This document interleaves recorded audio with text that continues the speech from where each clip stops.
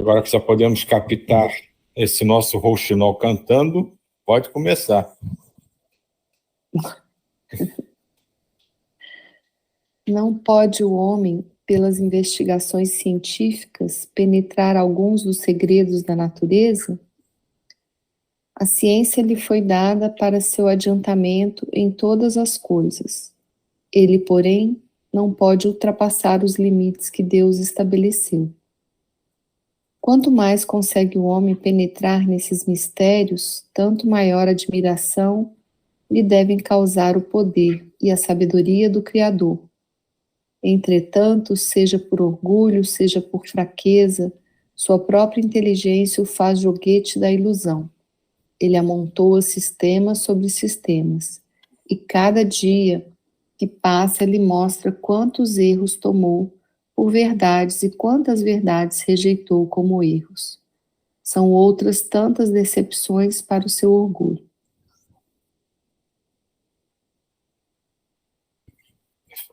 Frase enigmática, né? Quantos erros tomou por verdade e quantas verdades rejeitou como erros. Quanto ficou submetido à interpretação, né? E não ao verdadeiro sentimento. A ciência humana. A ciência tem condições de ajudar a revelar certos segredos da natureza, porém dentro dos limites que a evolução humana comporta. Observando a própria história universal, nela encontraremos os grandes feitos e cientistas, por vezes verdadeiros mensageiros do bem. Negar o valor da ciência e negar os próprios esforços dos homens, por melhores dias, entretanto, Deus não está preso às limitadas condições dos seres humanos. Ele revela o que achar conveniente pelos canais que desejar falar, e esses fatos são reconhecidos no mundo todo. Grandes descobertas surgem como se fossem por acaso, e pela roupagem abstrata do acaso, esplendem a força e inteligência do espírito. Eis aí a mediunidade em função benfeitora, a comunicação dos espíritos entre os dois mundos. Embora a razão apresente as suas faltas, ainda assim em todos os campos de atividade, é ela quem move a ciência, que em muitos casos aceita mentiras no lugar da verdade e vice-versa. Os seres encarnados e mesmo os desencarnados que vivem na mesma faixa evolutiva não precisam se preocupar com a seleção das coisas verdadeiras, pois elas aparecem à luz das boas intenções e no esforço permanente em busca do melhor. Já falamos, alhures, que a verdade é relativa ao tamanho espiritual de cada criatura. Deus, se quiser, poderá fazer conhecer a verdade mais acentuada por pessoas ignorantes, que passam a ser o instrumento da verdade pela influência do Senhor. Todavia, quando ele acha conveniente, procura os meios científicos e adota a linguagem sofisticada para falar aos doutos e levá-los a auxiliar os sofredores na retaguarda. Abençoemos a ciência humana sem nos esquecermos do poder intuitivo das almas. Quando se aliam essas duas forças a serviço da coletividade, aparece a luz beneficiando todos. As investigações científicas têm melhorado muito o homem. Há como que um preparo para a luz do entendimento que tem consumido vidas e mais vidas em favor dos próprios homens e vai conduzi-los a uma lógica que não deixa de ser igualmente uma grande ciência. Religião e ciência não são incompatíveis. Elas, no fundo, gritam pela junção, porque o que falta em uma, a outra completa. O orgulho, a ignorância e o fanatismo é que fizeram os homens separarem a ciência da religião. Mas em futuro próximo iremos assistir a uma união dessas duas forças da vida, para a melhoria das vidas que circulam na Terra. Os homens têm recebido dádivas em profusão no sentido da descoberta. Elas estão em suas mãos. Necessário se faz que aprendam a usar bem essas bênçãos de Deus, doadas à humanidade por amor e misericórdia. As vias mediúnicas têm ofertado uma filosofia altamente espiritualizada, renovando todos os conceitos errôneos que fogem das linhas do amor verdadeiro e da caridade promissora. Estamos cercados de grandes tesouros que podemos usar em todos os caminhos que porventura trilharmos, para que se estabeleça no mundo o reino de Deus. Usa da ciência se isto for do teu agrado, e faze o bem. Usa da religião se te convier, e pratica a caridade. Usa do amor na sua plenitude e ilumina todo o instrumento da tua evolução, que o Senhor sempre estará presente nas tuas investigações e purificará a tua fé. Nada existe que Deus não queira, mas é justo e elegante que te revistas de bom senso, para usares com equilíbrio aquilo que foi colocado em tuas mãos. Até o próprio veneno em doses vigiadas é remédio salutar, enquanto o ignorante faz trabalhos compatíveis com a sua posição na esfera das criaturas. Texto bonito, né? E teve 2 pontos logo no início que me chamaram muita atenção. Quando ele fala da intuição, né, que às vezes parece que são obras do acaso, né, mas é justamente, né, a espiritualidade na sua sapiência, né, vai soprando para a gente as ideias, né, e é o famoso eureka, né, parece que veio do nada, né, e de repente do nada veio, mas não foi do nada, né, teve todo um envolvimento, todo um trabalho para aquela informação chegar e poder surtir o efeito, né? E outra que eu achei fantástica, quando ele fala que às vezes o conhecimento é dado ao ignorante, né? Que não é o quanto a gente estuda, quanto a gente lê, quanto a gente sabe em teoria, né? Ou bem entre aspas, né? Que faz da gente candidato ideal para receber grandes informações ou transmitir grandes conhecimentos. Então, quando ele passa esse conhecimento para o mais ignorante, ele não está preocupado por quanto é a capacidade intelectual daquela pessoa, mas quanto ele consegue amar. Porque quanto mais ama, com mais facilidade você compreende qualquer coisa. Diga, Diva. Não, é que eu achei interessante a frase, é justo e elegante o uso do bom senso. Gente, muito lindo, porque o bom senso é uma coisa que está faltando tanto ultimamente, que eu achei, e elegância, que eu virei e falei assim, nossa, que bonita essa frase.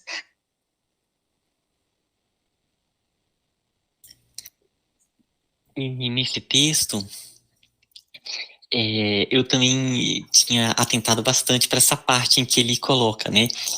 Abençoemos a ciência humana sem nos esquecermos do poder intuitivo das almas. E aí me lembrou muito o estudo que a gente está fazendo na sexta-feira, do livro da Grande Síntese.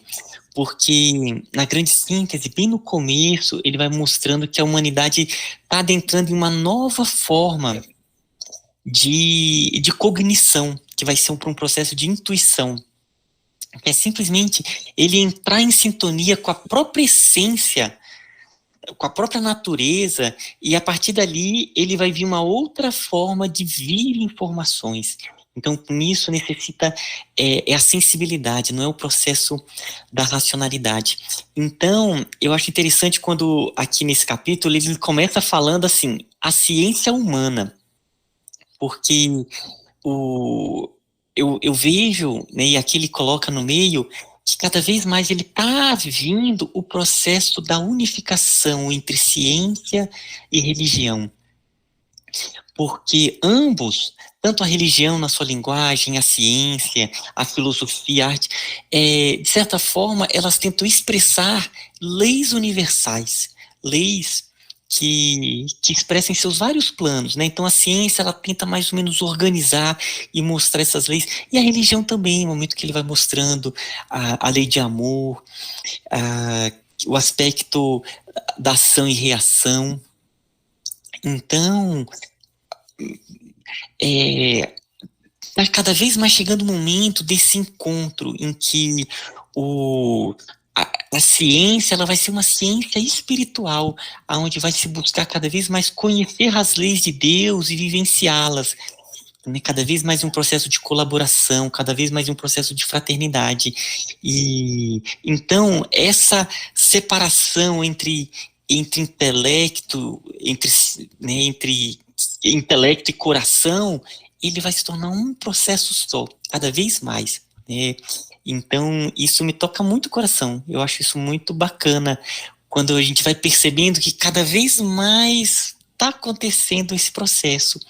E que no caminho da ciência, né, se a gente for ver os cientistas, muitos vêm com aquele processo, que eles nascem com aquela missão, e eles desenvolvem com um amor tão grande, é um processo ali espiritual. Então era isso que eu queria compartilhar aqui. Quando você falou da sexta-feira, eu também tinha me lembrado, porque ali na sexta-feira, com frequência, a gente discute essa aproximação da religião e da ciência, né? E você estava falando, quando você estava falando, eu estava aqui pensando, né? Essa coisa da racionalidade, do sentimento, né? Elas vão se misturando e com o tempo, né? A nossa capacidade de compreensão, né? De percepção aumentando, né? Deixa de ser coisas definidas como diferentes, né? Elas vão se tornar uma coisa só. Você não vai parar para pensar se deve ou não fazer. Você vai fazer ou não fazer determinada coisa porque o teu sentimento, o teu íntimo te impõe fazer determinada coisa ou não. Você não vai precisar mais ter esse tipo de racionalidade. Isso é certo, isso é errado. Isso deve ser feito assim ou deve ser feito de outra forma. O próprio sentimento que você tem já vai te indicar o caminho naturalmente. Então as coisas vão se tornando, como tudo em que a gente vai aprendendo, né, vai se fundindo, tornando uma coisa só, como nós mesmos, né, na capacidade de agir, de pensar, do que a gente quer para nós e para os que estão ao nosso redor, né, vai se tornando cada vez mais semelhante, até que cada um pense como o outro, né, que é uma unidade fantástica, né? Não que a gente perca a nossa individualidade, mas a nossa sintonia vai ser assim, a gente pode dizer, tão fina, que o nosso querer vai ser sempre o que o mais alto quer, porque a nossa afinidade vai se tornando cada vez maior com ele, a nossa sintonia vai se tornando cada vez maior com ele. E a gente vai deixando de criar as nossas barreiras para que isso aconteça. Isso vai no movimento natural. E quanto mais a gente lê, quanto mais a gente se encontra, mais sutilmente a espiritualidade arranja um modo de mostrar o caminho é esse. E vocês vão chegar na mesma praça, no mesmo salão, no mesmo recanto, e vão fazer o mesmo trabalho, porque é disso que o universo precisa.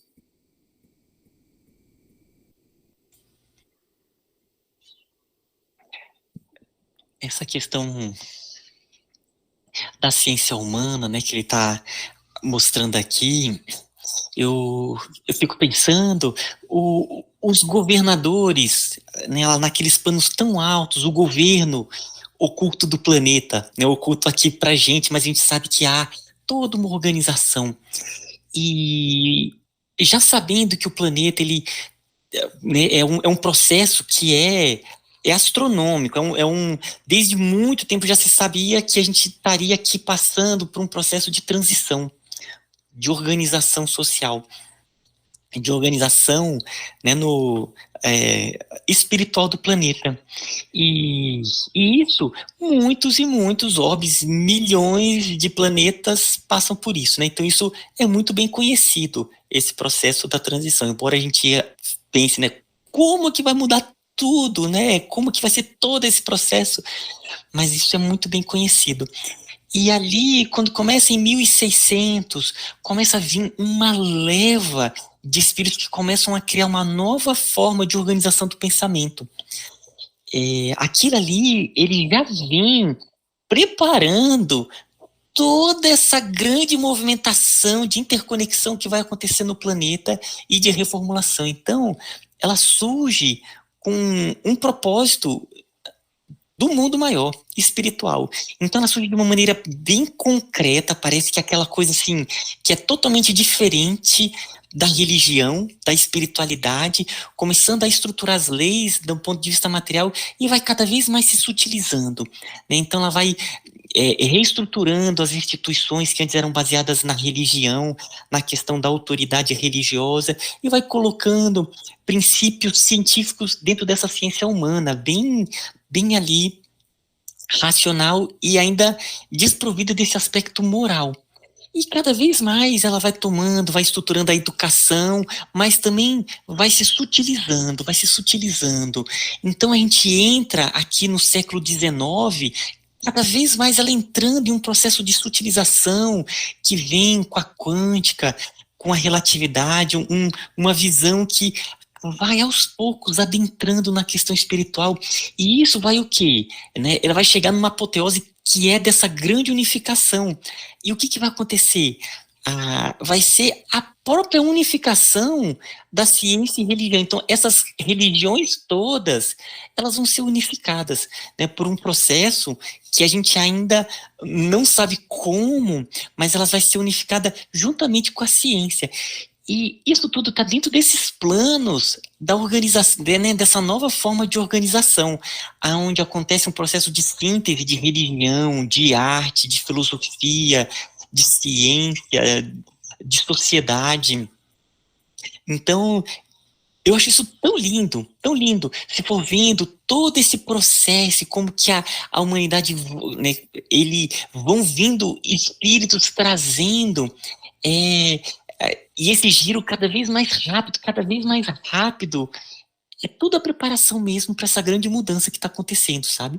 Claro que estruturas vão cair, né, por conta dessa reestruturação, então parece um apocalipse no sentido de que tudo está caindo, mas vai ser reestruturado em novas bases, que vão ser bases mais vitais. Opa, Diva! Você falando isso, lembrando de um fato, assim como que, pelo menos que eu vejo, né, que as coisas vão acontecendo de uma forma pequititinha, mas vai se formando isso tudo que você está falando, desse jeito. Essa semana, aqui a UNB fez, né, o primeiro vestibular para pessoas com 60 ou mais anos, né, e a USP vai fazer 4.000 vagas para pessoas de 60 ou mais anos. E eu acho interessante isso, porque assim, eu sei que nem todos os espíritos estão tão maduros a partir de envelhecendo, mas a maturidade, ela vai dando para a gente um outro olhar.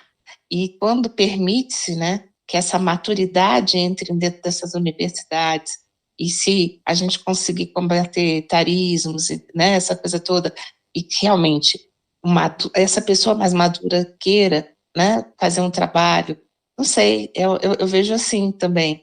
Essa coisa dessa maturidade entrando nesses locais, podendo ajudar, né, dentro disso, com essa visão, né, porque geralmente a gente vê assim, as pessoas vão ficando mais maduras, vão entrando para as religiões, né, vão participar dos seus cultos, das suas religiões, e muitas pessoas maduras em busca também desse conhecimento. E aí eu fico falando assim, que é interessante isso, da gente, nessa maturidade, em busca talvez dessa busca que eu vejo como um passinho de formiga, mas assim, bem, coisas assim que podem estar unindo isso tudo.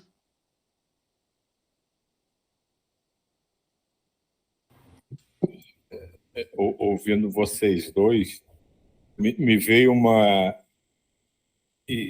lembrança, né, de infância, né, que talvez os mais novos nem tenham ideia do que é isso, né? Eu adorava quando o termômetro antigo quebrava, que saía aquele mercúriozinho de dentro, que aquilo era uma brincadeira enorme, né? E enquanto vocês falavam, eu estava pensando justamente nisso, né? Que a gente podia fazer essa analogia, né? Que nós somos Deus brincando com Mercúrio. Você pode separar, jogar as bolinhas de Mercúrio para onde for, basta uma passar perto da outra, que é como se eles se atraíssem e se fundem, e você não sabe mais dizer qual era a bolinha que estava na esquerda, qual era a bolinha que estava na direita. Vira tudo exatamente uma coisa só. E acho que é isso, né? Dizer que Deus está brincando com a gente, né? Claro que é uma forma muito carinhosa, né? Dizer que Ele nos conduz, mas é exatamente isso que eu vejo. Nós somos bolinhas de mercúrio que, quando tem a chance de se aproximar, se fundem e passam a ser uma coisa só, sem a menor distinção. E não existe mais, você era isso, você era aquilo. A gente segue com as mesmas propriedades, com as mesmas oportunidades, respondendo da mesma forma as mesmas reações, e assim vai seguindo o universo.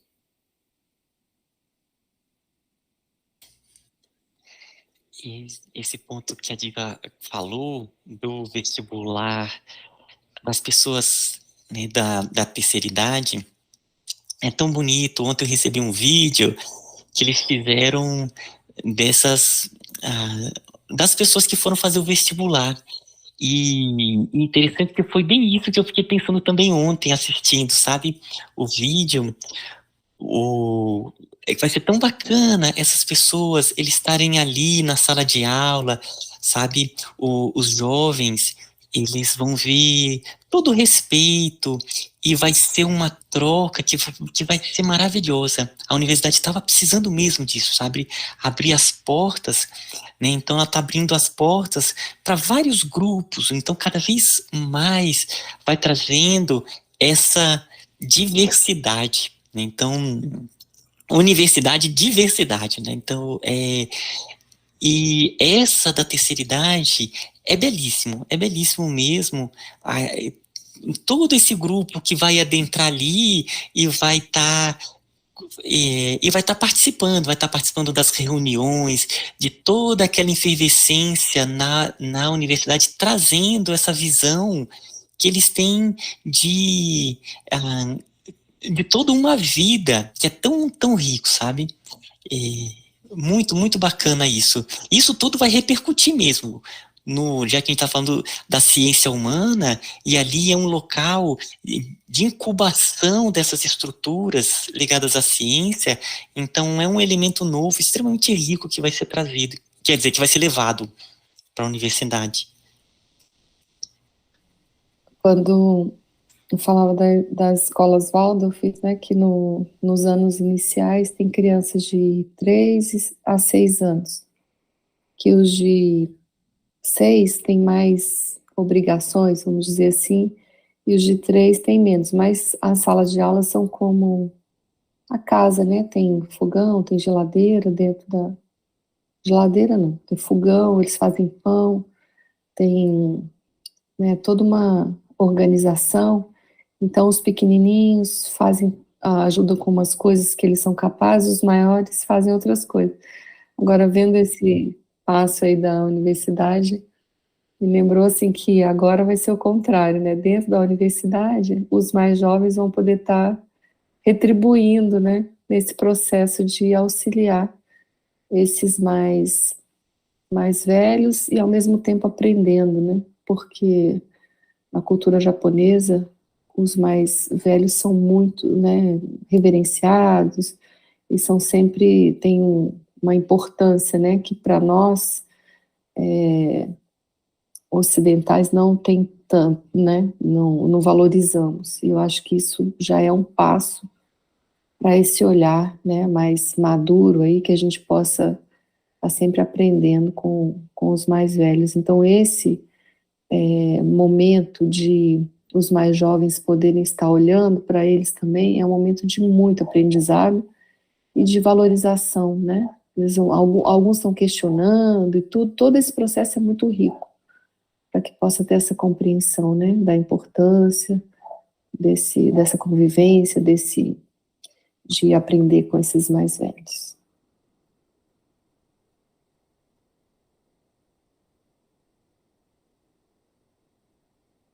Do Jair?